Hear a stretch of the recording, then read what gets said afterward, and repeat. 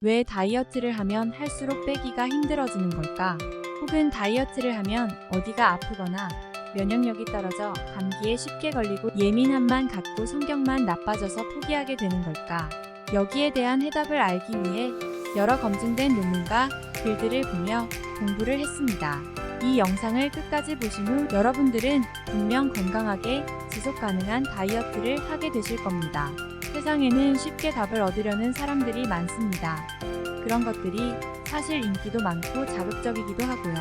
그렇지만 몸에 투자하시는 데 있어서는 조금 생각을 바꾸셔야 할 것 같습니다.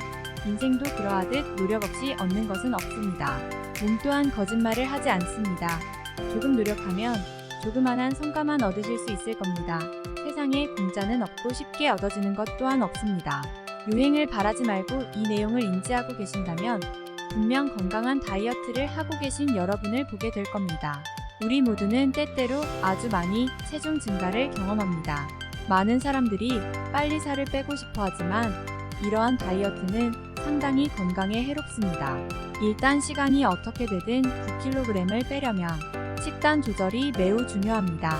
일일 칼로리 섭취량은 사람마다 다르지만 일반적으로 여성은 1500에서 2000칼로리, 남성은 2000에서 2500칼로리를 섭취해야 합니다. 1kg을 빼려면 7700칼로리를 줄여야 합니다. 따라서 하루에 1100에서 1300칼로리를 절약하면 2주에 9kg을 뺄 수 있습니다. 하지만 2주 안에 9kg을 빼고 싶다면 일일 칼로리 섭취량을 상당히 줄여야 합니다. 이는 상당히 고통스러운 일이며 건강에 좋지 않다는 연구 자료들이 많이 있습니다. 나이가 들수록 다이어트를 할 때 건강적인 부분을 상당히 많이 고려해야 합니다. 많은 사람들이 빠른 속도로 체중 감량을 원하지만 건강적인 부분에서는 절대적으로 안 좋을 수 있습니다. 빠른 속도로 체중 감량이 건강에 미치는 영향에 대한 연구가 있습니다. 2015년 미국 식품약품청 FDA에서는 일주일에 0.5에서 1kg의 체중 감량을 권장하며 이는 체중 감량을 하면서 근육을 보호하고 대사율을 유지하는 데 중요합니다. 이와 관련하여 한 연구에서는 12주간 2kg 이상의 체중 감량을 한 경우 근육량이 감소하고 대사량이 저하되는 것을 발견했습니다. 2016년에 발표된 한 연구에서는 3개월 동안 일주일에 1kg 이상의 체중 감량을 한 사람들의 건강 상태를 조사한 결과 인슐린 내성, 혈압, 콜레스테롤 수치 등이 악화되었다는 것이 나왔습니다. 이와 비슷한 결과가 2014년에 다른 연구에서도 나왔습니다. 이 연구에서는 12주간 10% 이상의 체중 감량을 한 사람들의 건강 상태를 조사한 결과 심장과 혈액 관련 문제가 발생할 가능성이 높다는 것을 보여주었습니다. 이와 반대로 체중 감량 속도가 느린 경우에는 건강에 더 이롭다는 연구 결과도 있습니다.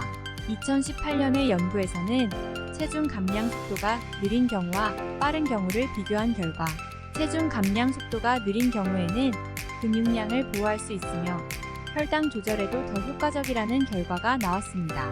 일반적으로 체중 감량은 주당 0.51kg을 추천합니다.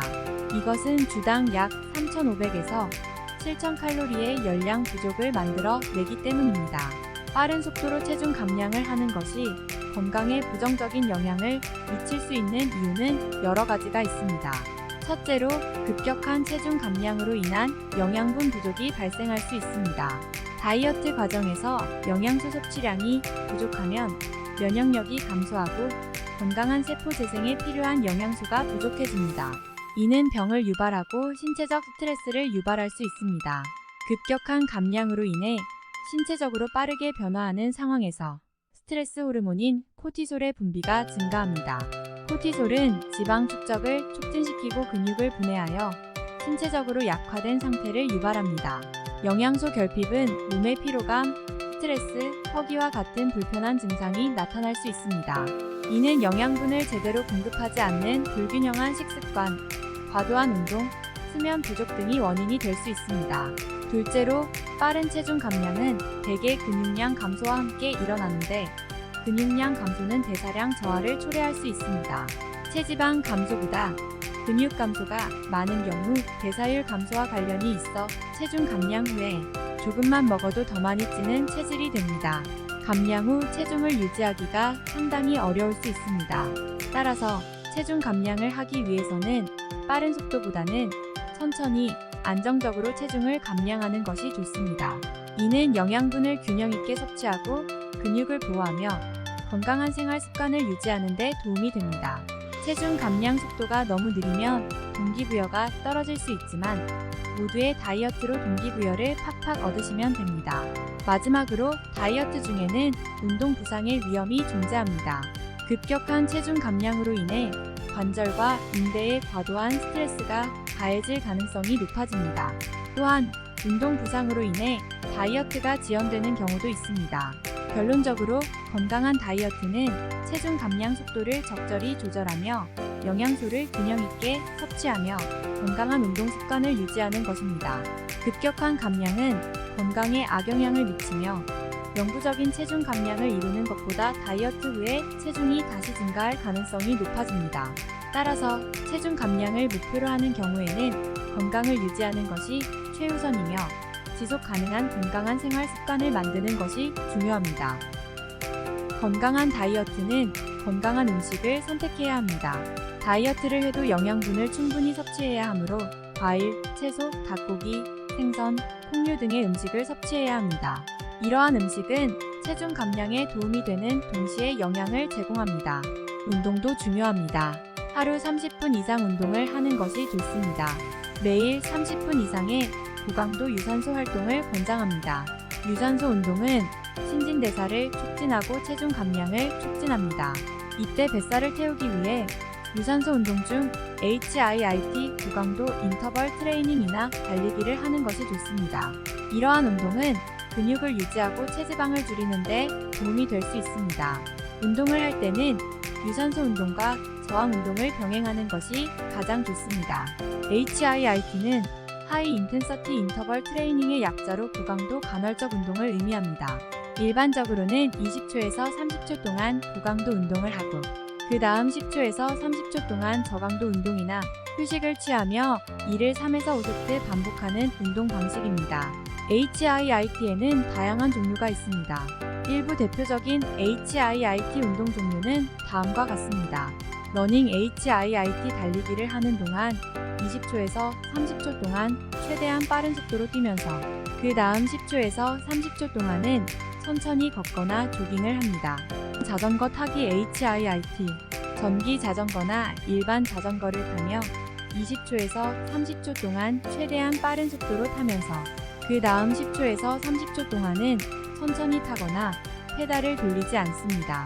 스킵 HIIT 스킵 로프를 이용하여 20초에서 30초 동안 최대한 빠른 속도로 뛰면서 그 다음 10초에서 30초 동안은 천천히 스킵 로프를 돌리지 않습니다.